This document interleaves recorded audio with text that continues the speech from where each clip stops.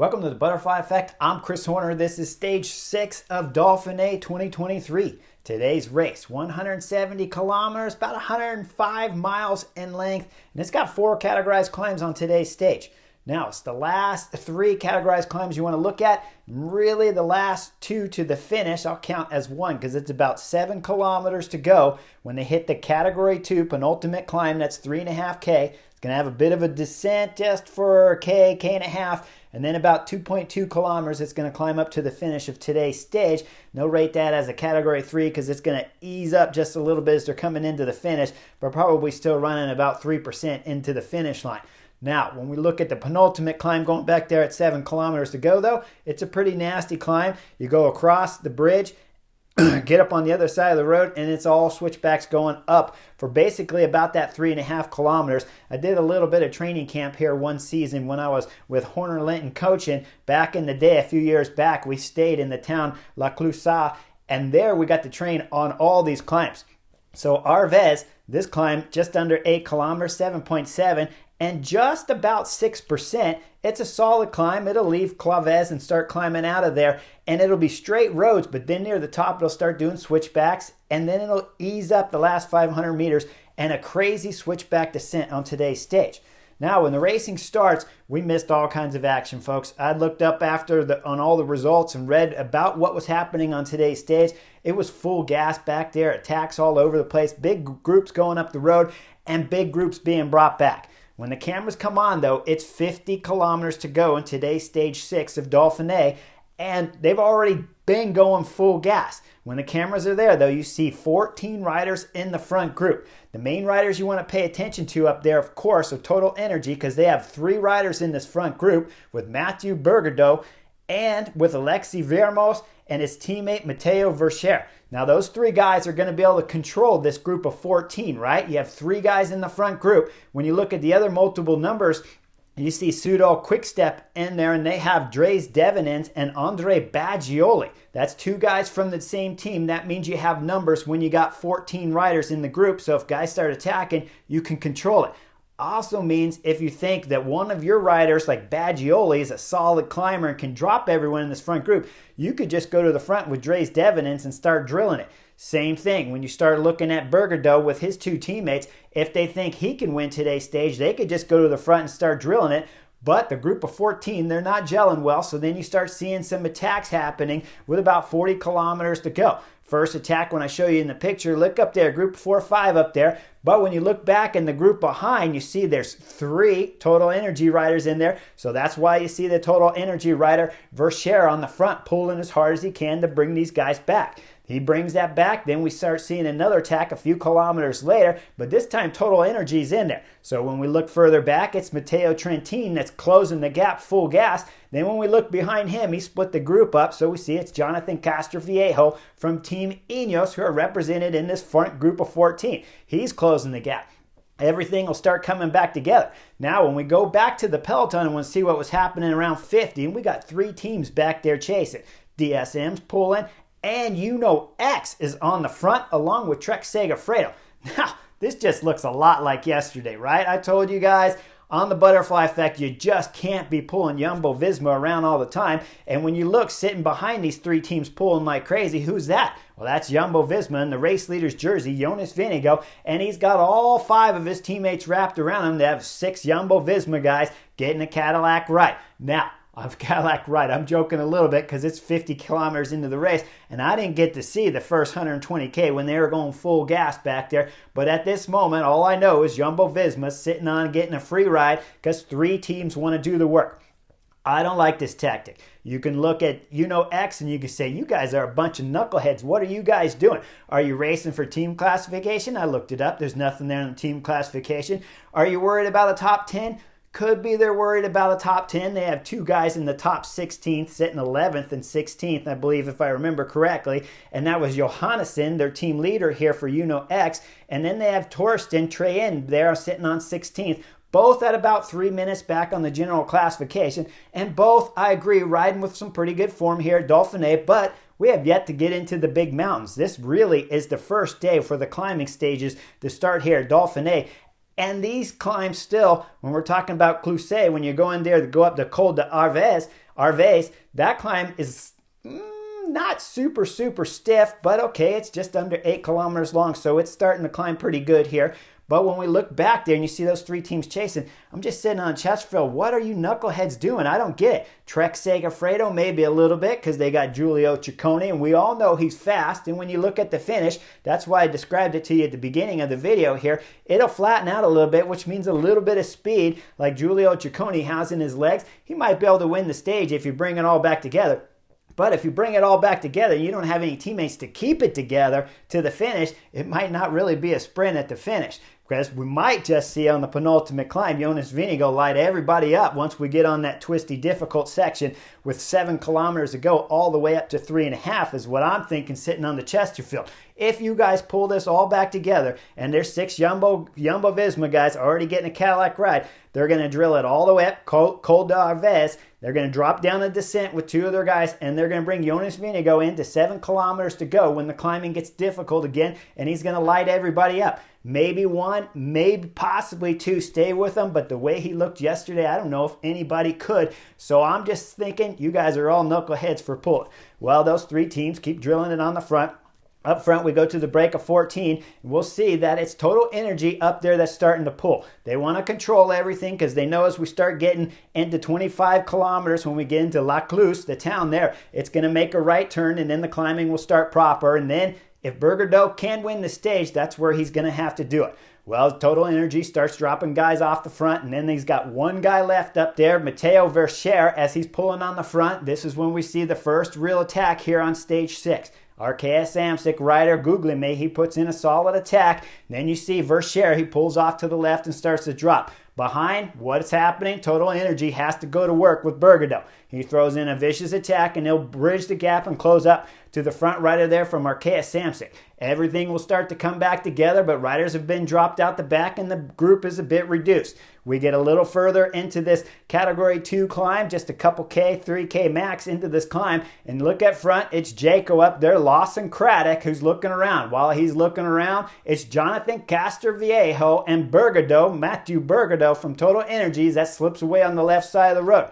There's a little bit of chaos happening back there now as Lawson Craddock's looking around left and right as these 2 riders are going up the road, going around the bend, getting out of sight. Now we'll see some more attacking, and 2 riders will get away. It's Zimmerman and Baggioli from Soudal Quick Step. These 2 guys are trying to bridge the gap up to the 2 in front. When we look behind, Matteo Trentins, who's gotten dropped early, has found his way back up to that group, trying to get back up to this front group of 4, but having no luck. We go down and look at the Peloton and see what's happening. Well, Trek Segafredo's Kenny Elizon started getting on the front when they hit Col d'Arves. When they're going up Col d'Arves, Trek Segafredo, Kenny, he wants to close this gap. He's going as hard as he can.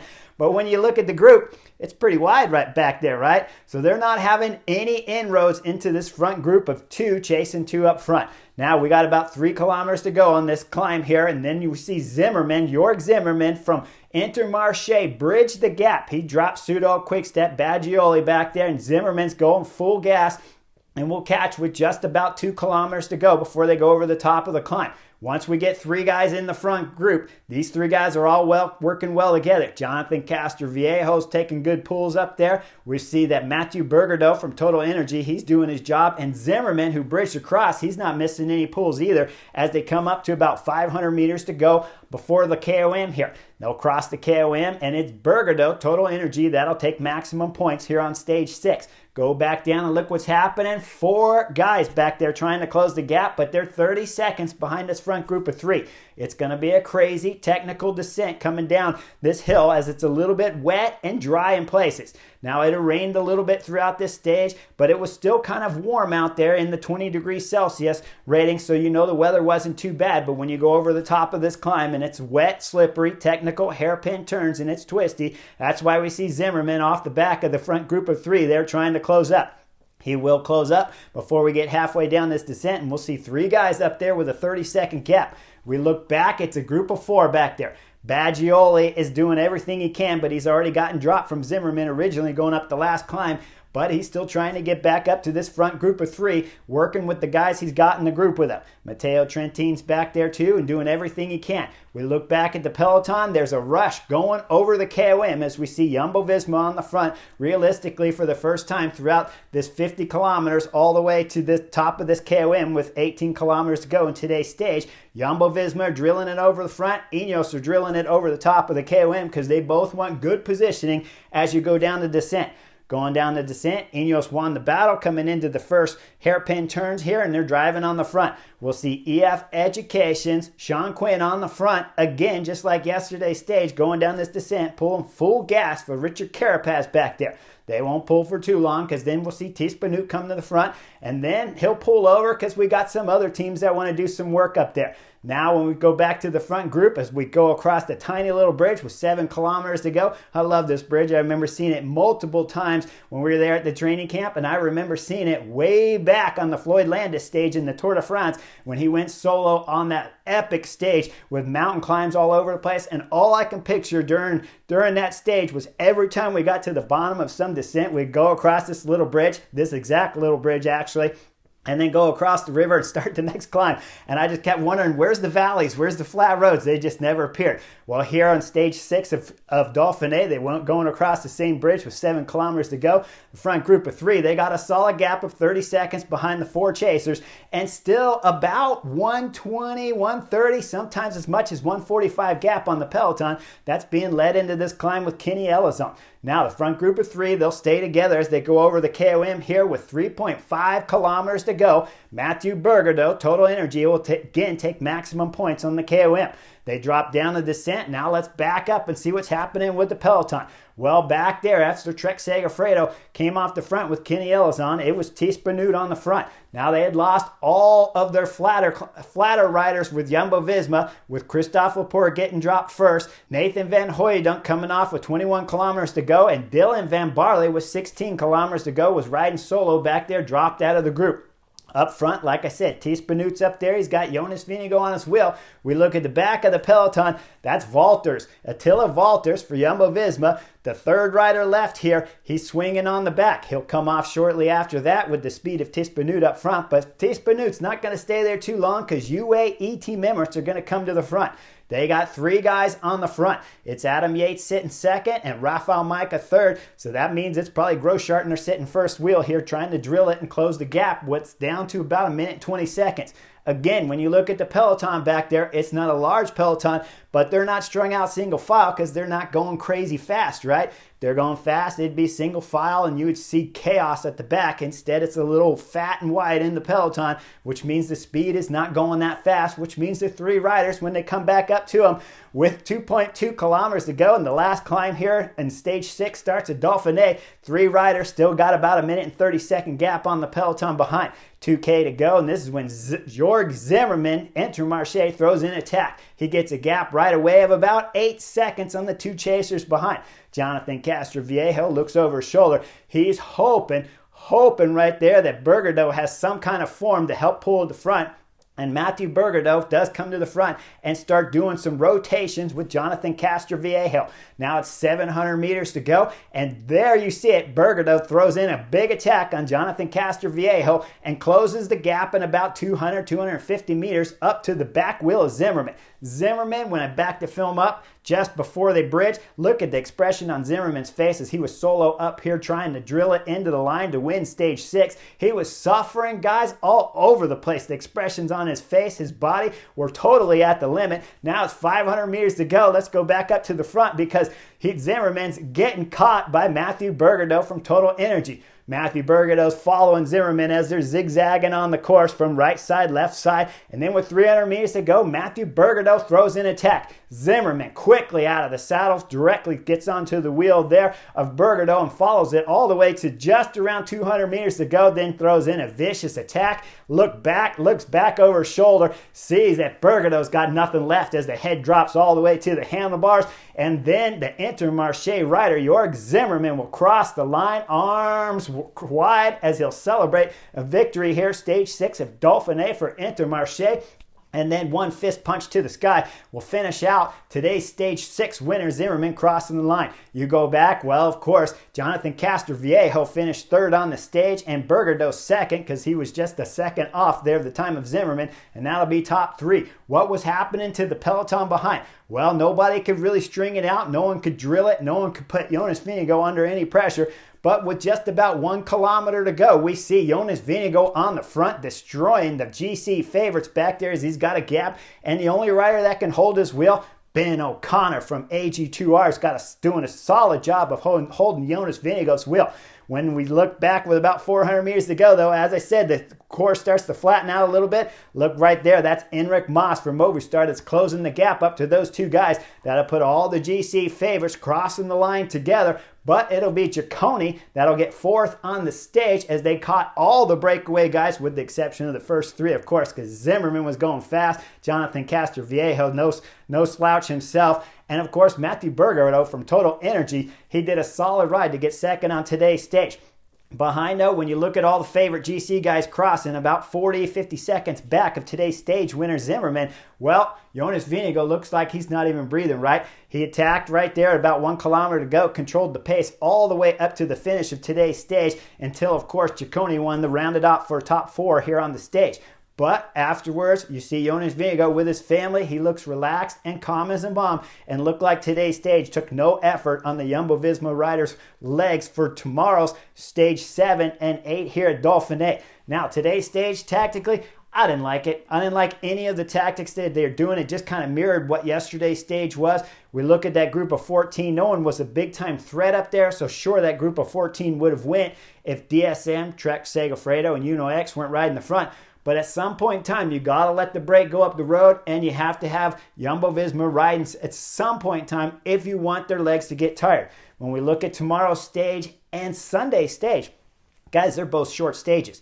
Tomorrow's stage, 150K, and the next stage, right around 150, 160, if I remember correctly. But tomorrow, we got Col de Madeleine. That'll start about mid-stage tomorrow, and then you'll go up Col de Madeleine, drop down, and Col de la Croix is on tomorrow's Saturday stage, so they're monster climbs. Now, Jumbo-Visma haven't had to do anything. Individual time trial, their guys were rested, 5 of them at least. When we go to yesterday's stage, they're rested, and today's stage, they're rested. So for tomorrow, when you look at the way Jumbo-Visma rode today's stage, they dropped off Christophe Laporte, they dropped off Van Hooijdonk, and then they dropped off Dylan Van Barle early before the last big, long descent into the final climb with 7 kilometers to go. And then going up the last K with the last 7K, that's when we saw Attila Valters drop off the back. Each time when I saw all of Jumbo-Visma's teammates dropping off the back, it didn't look like they were trying to stay on. It looked like the plan is to get as much rest at today's stage as you possibly can and go into tomorrow's stage. They're going to drill it. They're going to try to control it up, of course, Madeleine, bring it down the descent, and get Jonas Vingegaard into Col de la Croix with some kind of teammates, hopefully one at Tiespenut, and then they're going to see what happens amongst the GC favorites and who wants to do what kind of damage to Jonas Vingegaard. If they all start lighting it up, Jonas Vingegaard might just solo, or if Ben O'Connor has the kind of legs like we saw on today's stage, maybe Ben O'Connor can follow him, and those two just might make a deal going to the line with one of them taking the stage win and one keeping the race leader's yellow jersey here at stage 7 of Dauphiné. But today's stage, guys, all knuckleheads out there that were riding the front back there from those 3 teams, maybe Ciccone, Trek Segafredo, I'll give you guys, maybe scrub that off a little bit because Ciccone could possibly win the sprint, but who's going to keep it together for you if you bring everything back anyways? As we saw, only Kenny Elizon could ride the front on today's stage 6 of Dauphiné. Uno X, might help your guys' chances for Tour de France and give the ASO organizer something to look at here on today's stage 6.